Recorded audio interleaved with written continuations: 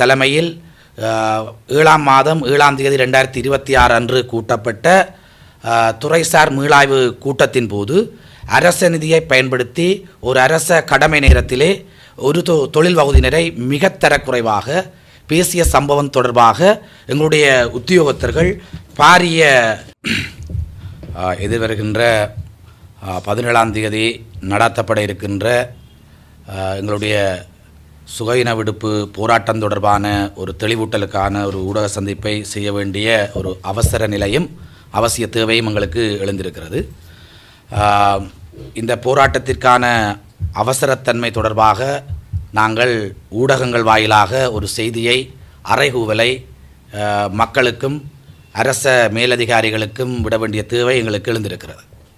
இந்த வடக்கு மாகாணத்திலே பொறுப்பு வாய்ந்த பதவியில் இருக்கக்கூடியவர்கள் அவர்களின் கீழான புரிதுரு பதவி அணியினரை மிகவும் தரக்குறைவாக இழிவான வார்த்தை பிரயோகங்களை பயன்படுத்தி அவர்களுக்கு பாரிய களங்கத்தை ஏற்படுத்துகின்ற ஒரு செயற்பாட்டினை செய்திருக்கிறார்கள். இந்த வடக்கு மாகாண சபையில் பிரதம செயலாளருடைய தலைமையில் 7ஆம் மாதம் 7ஆம் தேதி 2026 அன்று கூட்டப்பட்ட துறைசார் மீளாய்வு கூட்டத்தின் போது அரச நிதியை பயன்படுத்தி ஒரு அரச கடமை நேரத்திலே ஒரு தொழில் வகுதியினரை மிக தரக்குறைவாக பேசிய சம்பவம் தொடர்பாக எங்களுடைய உத்தியோகத்தர்கள் பாரிய மன அழுத்தத்தோடும் உணர்ச்சி வெறியோடும் அவர்கள் காணப்படுகிறார்கள்.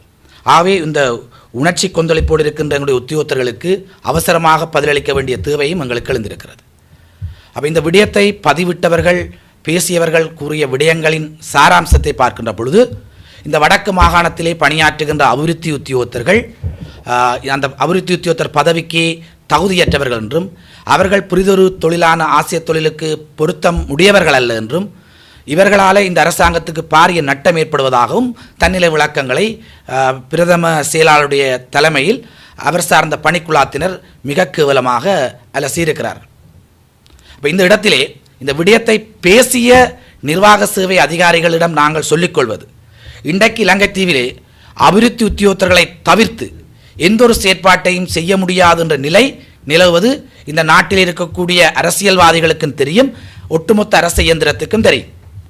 இவ்வாறான சூழ்நிலையில் தான் இந்த விடயத்திலே அபிவிருத்தி உத்தியோகத்தர்களுடைய ஆளை வாய்ந்த திறமைகளை பயன்படுத்துவதற்கு பின்னிக்கின்ற இந்த இவர்கள் போன்ற மேலதிகாரிகளுடைய செயற்பாடுகள் நடவடிக்கைகள் தான் இந்த ஊடகங்கள் வாயிலாகவும் நிதர்சனமாகவும் வெளிப்படுகின்ற செய்திகள் வடக்கு மாகாணம் கல்வி சுகாதாரம் போசாக்கின்ற நிலைமைகளில் இவர்களினுடைய கெட்டித்தனத்தால் எவ்வளவு வீரியமான வெளியீடுகளை வெளியிடுகிறது, எவ்வளவு மோசமான நிலைமையில் எங்களுடைய மாகாணம் இருக்கின்றது என்பதனை இவர்கள் சீர்தூக்கி பார்க்க வேண்டும்.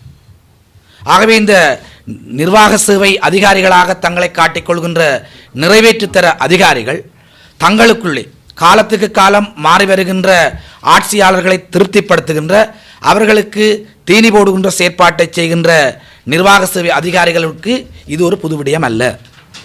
இவர்கள் இவ்வாறு பல சந்தர்ப்பங்களில் நாங்கள் இந்த அரசாங்கத்திட்ட கேட்டுக்கொள்வது, கடந்த காலங்களில் இவ்வாறான பிரச்சனைகளை இவர்கள் முன்வைக்கின்ற பொழுது நாங்கள் அதற்கு எதிராக ஏதாவது ஒரு முனைப்பு எடுப்போமாக இருந்தால் அந்தந்த மாவட்டங்களில் இருக்கக்கூடிய சக்தி படைத்த அமைச்சர்கள் அல்லது அந்த மாவட்டத்தினுடைய ஒருங்கிணைப்பு குழு தலைவர்களின் கைகளிலே சென்று அவர்கள் சரணாகதி அடைந்து விடுவார்கள். அவ்வாறான அநீதியான விடயங்களை அப்போதிருந்த அரசியல்வாதிகள் பல்வேறு சந்தர்ப்பங்களில் நீத்து போக செய்திருக்கிறார்கள். ஆகவே இந்த இடத்தில் தான் தற்பொழுது இருக்கக்கூடிய தேசிய மக்கள் சக்தி அரசாங்கமும் இப்பேற்பட்ட இவர்களுடைய ஆளுமையற்ற செயற்பாடுகளுக்கு அவர்களின் துணை போவார்களா என்ற பலமான கேள்வியை இந்த இடத்திலே நாங்கள் பதிவிட வேண்டிய தேவை இருக்கிறது. கடந்த காலங்களிலே இங்கே இருக்கக்கூடிய வடக்கு மாகாணத்திலே இருக்கக்கூடிய நிறைவேற்றுத்தர நிர்வாக சேவை அதிகாரிகளுடைய ஆளுமைகளை அவருடைய திறமைகளை நாங்கள் நன்கறிவோம்.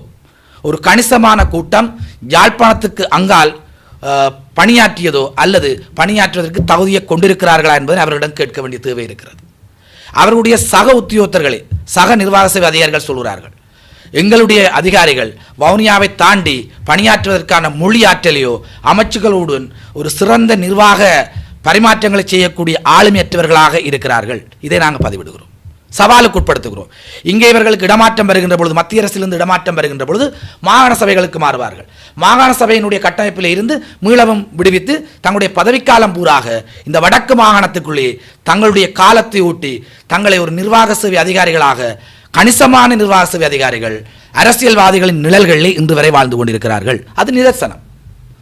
ஆகவே இப்பேற்பட்ட அநாகரிகமான ஒரு தொழில் வகுதியினருக்கு களங்கத்தை ஏற்படுத்தக்கூடிய செய்தியை பகிரங்கமான ஒரு பொதுவெளியிலே ஒரு துணிவாக பரிமாறி இருக்கக்கூடிய இந்த மாகாண சபையினுடைய நிர்வாக கட்டமைப்பிடம் நாங்கள் ஒரு பலமான செய்தியை முன்வைத்து நாங்கள் எதிர்வருகின்ற திங்கட்கிழமை 17ஆம் தேதி நாங்கள் ஒரு போராட்டத்தை, சுயநோடு போராட்டத்தை செய்ய இருக்கின்றோம்.